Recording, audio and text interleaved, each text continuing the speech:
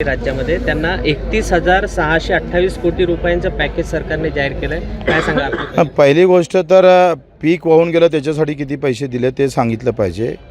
घरं जे नुकसान झालं त्याच्यासाठी किती पैसा ठेवला, खरडून गेलेल्या जमिनीसाठी किती.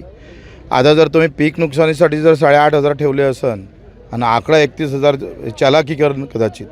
काय झालं आहे का महात्मा ज्योतिबा फुलेमध्ये किंवा छत्रपती शिवाजी महाराजांच्या अजूनही लोकांचे कर्जाच्या लिस्ट माफीमध्ये नाव आहे, पण त्यांना कर्जमाफी भेटलंच नाही.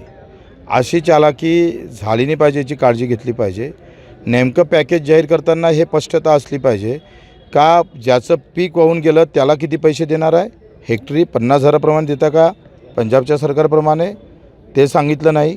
ते सांगणं फार महत्त्वाचं होतं. खरडून गेलेल्या जमिनी ज्याची जमीन दिसतच नाही. झालं काय का पहिले खरडून गेलेल्या जमिनीमध्ये आपण काही माती टाकून दुरुस्त होऊ शकतं, पण ज्या जमिनी आता नकाशावरच राहिल्या नाही त्याच्यासाठी तुम्ही किती पैसे दिलेले आहे. 47,000 ते 47,000 रुपये हेक्टरी खरडून गेलेल्या जमिनीसाठी. खरडून गेलेल्या जमिनीसाठी मग पहिले 25,000 ते 30,000 होते. वाढून किती वाढवले.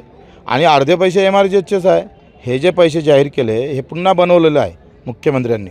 काय केलं का खरडून गेलेल्या जमिनीमध्ये ते MRGSमध्ये त्यांना हे करून बसून, म्हणजे MRGSमध्ये तुम्हाला काम करावं लागेल, जॉब कार्ड काढावं लागेल आणि MRGSमधून तुम्ही काम कराल तसे पैसे त्याच्यात भेटणार.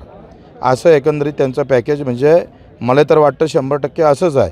त्यांनी आम्हाला सांगा का पीक वाहून गेलं त्याच्यासाठी किती पैसे तुम्ही जाहीर केले ते सांगितलं पाहिजे ना. आणि ते सांगायला मुख्यमंत्री अजूनही तयार नाही. आणि या सगळ्या गोष्टीमध्ये तुम्ही ओला दुष्काळ जाहीर करत नाही म्हणताय, तर मग ओला दुष्काळाचे निकष लावतं असं म्हणताय, तर मग तुम्हाला कर्ज थांबवावं लागेल.